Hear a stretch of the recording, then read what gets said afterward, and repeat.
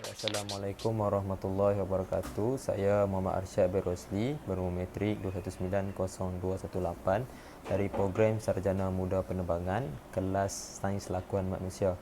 Saya nak berterima kasih kepada Dr. Faizal, pensyarah saya, kerana bagi saya topik sukan softball ni untuk diceritakan. Saya sendiri adalah peminat sukan softball ni dan atlet sukan softball. Seterusnya saya nak bercakap mengenai peralatan yang diperlukan dalam permainan softball ni. Minimum peralatan yang diperlukan dalam sebuah pertandingan softball termasuk sebiji bola.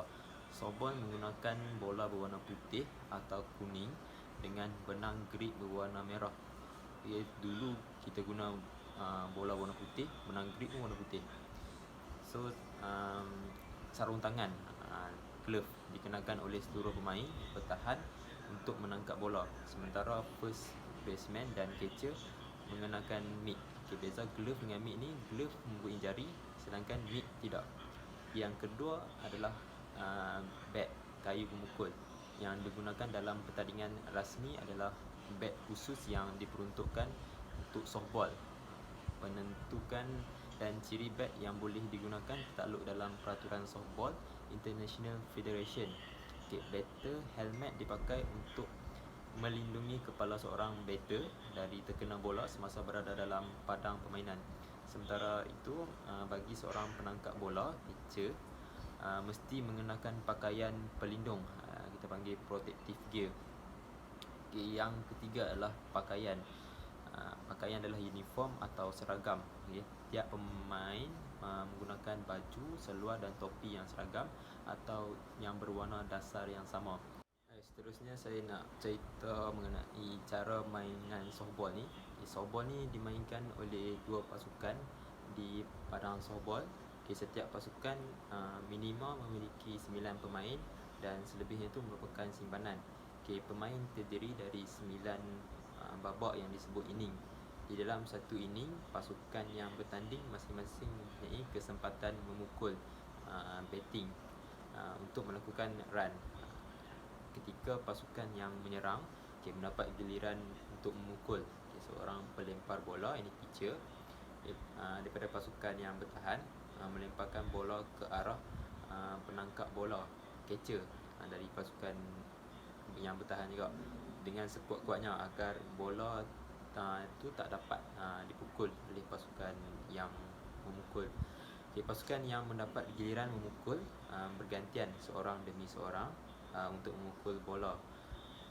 Pasukan yang berjaga akan berusaha mematikan anggota pasukan yang mendapat giliran memukul. Pasukan yang mendapat giliran memukul ni mendapat kesempatan 3 kali mati, iaitu 3 kali out. Sebelum giliran memukul digantikan pasukan yang bertahan. Skor atau run dihasilkan dari seorang runner berlari memijak semua base secara berturutan dan kembali memijak home plate, tempat dia memukul tadi. Setiap pelari yang berjaya mengelilingi dan menginjak home plate akan mendapat satu run, satu markah untuk pasukannya. Waktu permainan ditentukan oleh inning. Setiap pasukan mendapat giliran memukul sampai 3 kali out dan mematikan pasukan lawan 3 kali out. Disebut satu inning. Dalam setiap pertandingan softball, masa permainan setidaknya 7 inning bergantung kepada situasi atau lama waktu 2 jam. Setelah menghabiskan inning, pasukan yang mendapat larian atau run terbanyak akan dikira sebagai pemenang. Jika masa inning yang ditentukan sudah habis namun kedua-dua belah pasukan dalam keadaan seri, inning tambahan dilakukan sampai salah satu pasukan keluar sebagai pemenang. Kondisi itu disebut sebagai tie break atau seri. Pada permulaan permainan, pasukan yang menjadi tuan rumah, ini home team, mendapat giliran melempar, sedangkan pasukan tamu, visitor, mendapat giliran memukul. Dia akan undiah sebelum tu, macam baling shilling ke atau macam tu lah, untuk menentukan sama ada pasukan ni akan memula memukul dulu ataupun akan menjadi pasukan yang bertahan dulu. terakhir sekali saya dapat simpulkan bahawa permainan softball ni bukan sahaja memerlukan kekuatan fizikal, malah memerlukan kebijaksanaan seseorang tu untuk berfikir dalam masa yang cepat. Ini fast thinking.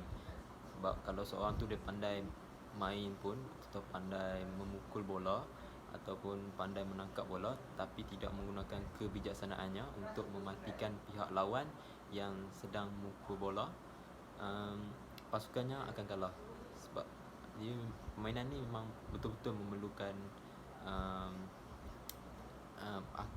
kebijaksanaan seseorang pemain dan juga memerlukan fizikal yang kuat untuk bermain permainan ini.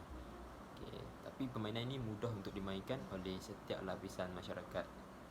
Sekian, terima kasih.